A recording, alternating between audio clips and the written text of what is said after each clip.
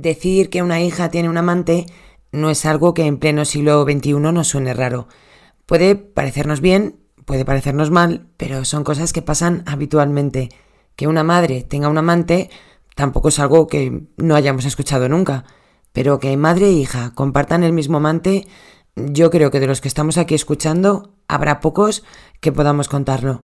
Si esto además pasa en pleno siglo XIX, la historia se vende sola. Esto es lo que ocurrió en Francia a finales de los años 70 de 1800. Vamos a conocer el caso de Marie Boyer y el triángulo amoroso que compartió con su hija del mismo nombre. Mi nombre es Susana García y esto es Más allá del crimen. Comenzamos.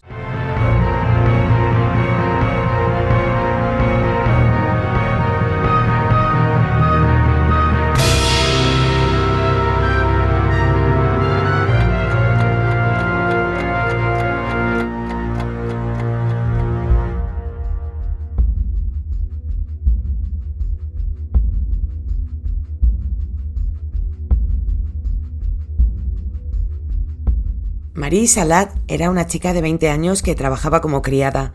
Era una joven hermosa con unos rasgos claramente marcados. Era risueña, sonriente, amable, servicial, buena trabajadora. Cuando entró a trabajar a casa de Monsieur Boyer, este no tardó en caer prendado de ella. Monsieur Boyer era un hombre muy bien posicionado. No era de alta élite de Montpellier, pero era comerciante y las cosas le iban bastante bien. Llevaba, por tanto, una vida acomodada en la ciudad, con una gran casa y unos cuantos criados que se la cuidaban. Marie pasó de ser la amante de Monsieur, a partir de aquí, voy a llamarle así, a ser su mujer.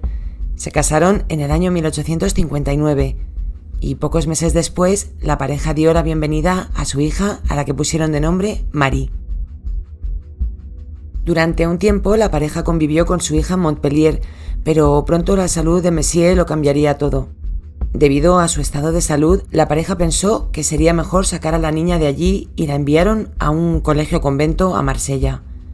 Para Marie, madre, esto fue un poco una liberación. No nos vamos a engañar. A la mujer lo de ser madre se le hacía bastante grande y el hecho de que su hija estudiara a unos 200 kilómetros, pues le vino fenomenal. La niña se adaptó muy bien al convento. Monsieur estuvo mucho tiempo confinado en su casa debido a su enfermedad y la cosa no mejoraba, más bien empeoraba. Su mujer, que ya rozaba la cuarentena, hacía las veces de enfermera, pero no siempre. Marie le pedía a los criados que cuidaran de su marido mientras ella se aireaba de estar tanto tiempo metida en casa cuidando de un enfermo. Y se aireó bien, porque Marie se echó un amante, Léon Vitali. Léon tenía poco más de 20 años y Marie ya casi 40. Por eso, y con todo su morro, presentó su amante a su marido, haciéndole pasar por un familiar que había ido para ayudarla con las finanzas, ya que evidentemente el marido enfermo pues no podía atender ese tipo de cosas. Monsieur, por supuesto, no fue consciente de lo que hacía su mujer a sus espaldas. Los médicos habían visto por última vez a Monsieur para decirle que su estado de salud y su cuerpo habían llegado al límite y que era cuestión de tiempo que su vida llegara a su fin. No podía irse de este mundo sin poder ver a su hija Marie por última vez. Le pidió a un amigo que por favor se acercara hasta el colegio-convento y la trajera de vuelta a Montpellier para poder despedirse de ella y abrazarla una vez más. Este amigo, como buen amigo, se apresuró por llegar lo antes posible al colegio para que a Monsieur le diera tiempo de volver a reencontrarse con su pequeña. Pero la pequeña tenía ya 15 años y estaba como Dios en el convento. Había encontrado la fe y sabía que quería estar allí para siempre, tomar sus votos y convertirse en religiosa. Y tan entregada estaba a Dios que le dijo al amigo de su padre que ella no iba. Si al menos el hecho de que se acercara a ver a su padre le fuera a devolver la salud, pues a lo mejor iría. Pero como no había nada que hacer, pues ¿para qué iba a ir y para qué despedidas, no? Que se muera solo. Eso pensó Marie, que sus valores de mujer cristiana parece que se los había dejado olvidados por el camino. Lo más que le prometió fue que rezaría por él, pero desde el convento, nada de moverse a ningún sitio. El amigo de Monsieur pensó que menuda hija más desgraciada y desagradecida tenía este pobre señor. Pensó que era una egoísta y una pequeña jovencita muy fría y despiadada. No sabía cómo decirle a su amigo que su hija pasaba de él 3 pueblos, pero tampoco hizo falta. En su camino de regreso al lecho de muerte de Monsieur, este ya había fallecido. El hombre le dejó toda su fortuna a su hija, un total de 100.000 francos. Su madre sería la gestora de ese capital, con acceso y derecho al disfrute de las rentas generadas por la herencia. Y esto hasta que la niña fuera mayor de edad. Y hasta aquí es donde a Madame Boyer se le presenta el primer problema. Su hija insiste en meterse a monja y eso significa que en unos años toda la herencia pasaría a manos de la congregación y eso no lo quería. Y por ese motivo sacó a su hija de allí. Marie se adaptó rápidamente a su nuevo estilo de vida. Le gustaba la ciudad y además tenía 16 años. Estaba en pleno despertar. Era una niña guapa, muy estilosa, morena, con unos ojos muy grandes y oscuros. Era alta, espigada, delgada y al igual que su madre cuando era joven tenía un gran poder de atracción. No le costaba demasiado ligar o que los chicos se fijaran en ella por la calle. Marie les devolvía las miradas y cumplidos siempre con una sonrisa. Atrás habían quedado los tiempos en los que soñaba con vestirse de monja. Ahora su interés estaba en la música y en el teatro. Madame Boyer seguía saliendo con su amante Léon. Le había dado algo de dinero para que montara su propio negocio. Era su sugar mami del siglo XIX. Abrió una tienda de libros de segunda mano que en la época era un trabajo de bastante prestigio, porque la mayoría de vendedores de libros también eran prestamistas, y esto les otorgaba un cierto caché, si me permitís la expresión. El hecho de que Marie hubiera regresado del convento cambió la perspectiva de Léon. Ahora la más atractiva era Marie, y no su novia 20 años mayor que él. No solo era más joven y atractiva, sino que era la heredera de la fortuna de Monsieur, y eso ya sabemos que eleva los niveles de atractivismo una barbaridad. Y poco a poco, Léon se fue fijando en una joven Marie. Le daba igual si ya tenía una novia o no, total, unos cuernos. El problema era que este chico, o señor, como queráis llamarle, estaba jugando a 2 bandas dentro de un mismo núcleo familiar, y eso no podía acabar bien. Madame Boyer, que de tonta no tenía un pelo, viéndose un poco el percal, decidió mandar a su hija a otro convento, esta vez en Lyon, para que terminara su educación. En esta historia veréis que cada uno va tomando pasos en función de sus propios intereses. La mujer porque se deshizo de su hija cuando le venía mejor llevar una vida ella sola, fue cuando la llevó a un convento. Cuando temió por la fortuna de Monsieur, al poderse quedar la organización o la congregación el dinero, sacó a la hija del convento. Y ahora que la hija estaba a punto de robarle al novio, la vuelve a meter en un convento. Léon, por su parte, estaba muy enamorado de Madame, pero al ser la rica ahora Marie, había decidido acercarse al sol que más le calentaba. Y Marie, que no tenía ni idea de que su madre y Léon, ese joven que la pretendía, era la nueva pareja de su madre, cada uno con su historia y a lo suyo. Marie terminó sus estudios en el verano de 1875 y volvió a su casa definitivamente. Para ese momento, Madame y Léon estaban de vacaciones en la casa que la mujer tenía como segunda residencia. Volvieron en invierno a su casa de Montpellier, donde ya se encontraba asentada e instalada Marie. Fue allí cuando la joven descubrió que su madre tenía un novio y se llamaba Léon Vitalis, el que le gustaba a ella. Como era de esperar, la chica no se tomó muy bien esta noticia de última hora. Fue como echarle un jarrón de agua fría encima. ¿Cuánto tiempo llevarían? ¿Le habría enviado a estudiar a Lyon para deshacerse de ella e impedir el amor que Léon y Marie sentían el uno por el otro? Esto último lo digo con un poco de rintintín porque, viendo cómo va la historia, dudo mucho de que este señor estuviera realmente enamorado de la rica heredera, hija de su amante 20 años mayor que él. Y sí, estas cosas también pasaban en el siglo XIX, mismos problemas sociales, solo que enfocados y aceptados de distinta forma. Un prisma con muchos ángulos que depende del lugar desde donde mires, verás una cosa u otra, pero lo que ves está siempre ahí. En 1876, unos ladrones entraron en la residencia familiar. Madame no sabía gestionar muy bien sus finanzas y en lugar de meter el dinero en el banco, tenía gran parte escondido por toda la casa. Se pensó muy bien dónde esconder parte del dinero en efectivo que tenía y algunos bonos en lugares como vestidos, libros, detrás de un cuadro. Los ladrones se llevaron alrededor de unos 11.000 francos y Madame Boyer denunció este hecho ante las autoridades, que comenzaron una investigación. Y no se sabe por qué, 3 días después de presentar la denuncia, la mujer la retiró y la investigación cesó. Las únicas personas que sabían dónde escondía sus bienes eran León y su hija Marie. Si bien es cierto que un tiempo atrás Madame había enviado a su hija a un convento para evitar cualquier posibilidad de romance entre León y su hija, también es verdad que no se podían imaginar todo lo que estaba pasando a sus espaldas, que tal vez era un poco lo que le había hecho ella a su marido cuando estaba muy enfermo. León se había marchado a París por negocios. Si os pensabais que León estaba totalmente entregado a Marie, os equivocáis. O acertáis y este señor era un manipulador de manual, que me decanto más por esta opción. Antes de irse a París, León le pidió matrimonio a Madame. Sí, lo que estáis escuchando. ¿Me contáis cómo iba a hacer con las dos? Un fiera este León. Pero esperad, que la respuesta de Madame Boyer también es para nota. Le contestó por carta una vez que él ya se había instalado en la capital francesa. En el manuscrito la mujer le contestaba que se sentía muy agradecida por sus palabras e intenciones y que sentía cosas por él. ¿Cómo no iba a sentirlas por alguien que le había dado todo? Pero que no era amor. El amor llegaría. Así que no tenía para él la respuesta que estaba esperando. Le decía que quería que él se sintiera tan libre como se sentía ella, que lamentaba que la carta fuera un poco fría, pero que no podía darle una respuesta en ese momento.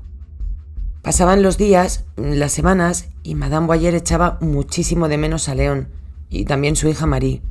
Es que vaya cuadro que me tienen las dos. Creyendo que su hija era soltera y aburrida de la misma vida, echando de menos a su amor, decidió dejarlo todo y trasladarse a la ciudad de Marsella para que Marie encontrara un buen marido y darle un nuevo aire a sus vidas. Y allí se trasladaron madre e hija en octubre de 1876. Madame compró 2 tiendas, una junto a la otra, que estaban comunicadas por una habitación. Una la regentaba la madre y la otra la hija. Y justo había una habitación detrás de cada tienda que se comunicaban. Y allí es donde vivían las dos. El plan era que en 1877 León iría a Marsella y se las uniría, pero para León la idea de Madame Boyer era una idea muy mala. La inversión que había hecho era demasiada para el beneficio que podría llevarse y por ese motivo decidió que el que se iba a encargar de las finanzas ahora iba a ser él.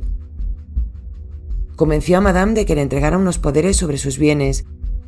Una vez se hizo con el poder, habló con su nueva enamorada Marie de la idea de vender los negocios y le prometió que una vez que tuvieran el dinero de las tiendas, podría cuidar de ella para siempre. La relación se fue afianzando según iban transcurriendo los días. Madame había caído enferma y estaba encamada sin poderse mover demasiado.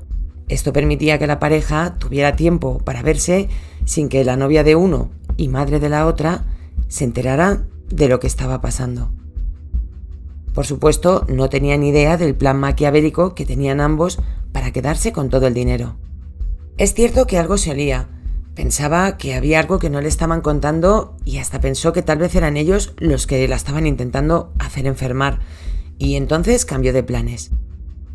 La idea era recuperarse, ir a misa a confesar sus pecados, quitarle los poderes a León y mandarle de paseo una vez por todas y encerrar a su hija en otro convento. Lo de esta mujer de usar los conventos para cuando le viene en gana es una cosa que me ha llamado muchísimo la atención. En paralelo, León intentaba vender los negocios, pero no le daban lo suficiente como para emprender una nueva vida junto a Marie.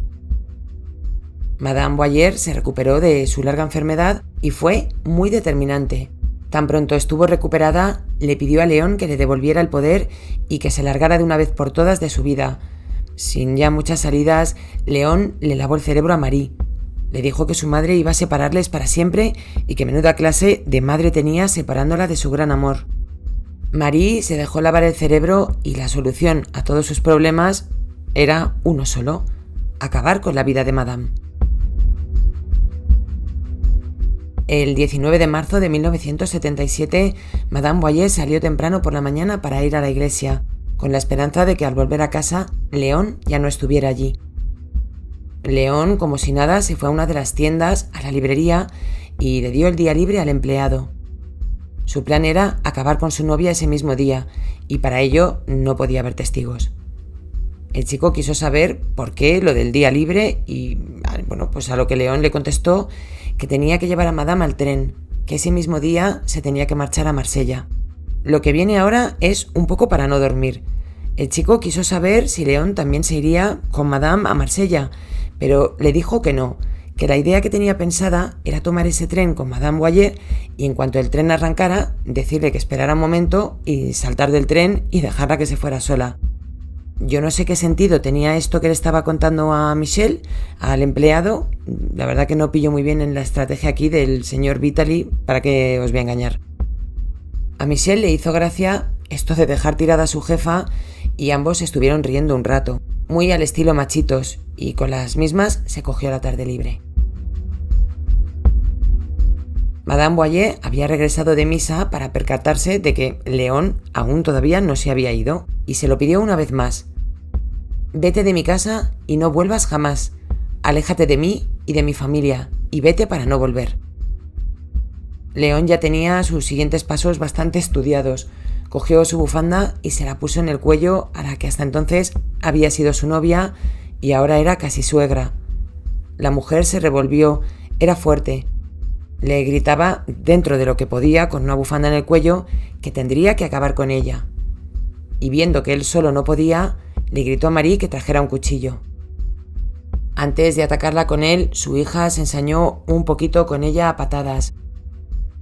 Golpe tras golpe, Madame Boyer se fue apagando hasta que cogió su último suspiro y cerró los ojos para siempre. El primer paso ya estaba dado. Ahora había que deshacerse del cuerpo. La vivienda tenía un sótano hasta donde decidieron arrastrar el cuerpo de la mujer. Viendo que el suelo del sótano era pura roca, optaron por deshacerse de él en el mar. Para eso tenían que cortarla en trozos y desfigurarle la cara, no fuera que la reconocieran. León se encargaría del trabajo sucio y Marie de coger todo el dinero que hubiera por la casa. En aquella época la gente era muy cotilla. Se cree que Michel pudo contarle los planes de León y de cómo iba a dejar abandonada a Madame en la estación a un vecino. Este señor, también mosqueado por la historia del tren de León, se acercó hasta la casa de Madame y se agachó para mirar por la mirilla. Pudo ver a Marie guardándose dinero. Esto lo voy a coger con pinzas porque no sé qué tipo de mirillas había en la época que te daban para hacer un análisis de lo que podía ocurrir en su interior. Mientras tanto, un joven Michel aguardaba en la estación. No se podía perder cómo León iba a saltar de un tren en marcha para dejar tirada a su malvada jefa, sola de camino a Marsella. Por supuesto, él eso lo tenía que ver. Pero allí no se presentaron ni León ni Madame.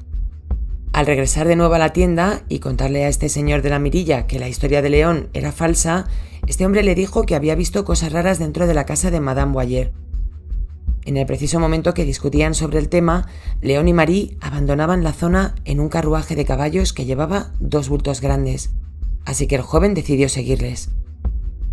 La idea era tirar los restos al mar, pero había demasiada gente, por lo que optaron por dejarlos tirados en unas zanjas y cubrirlos con piedras y maderas.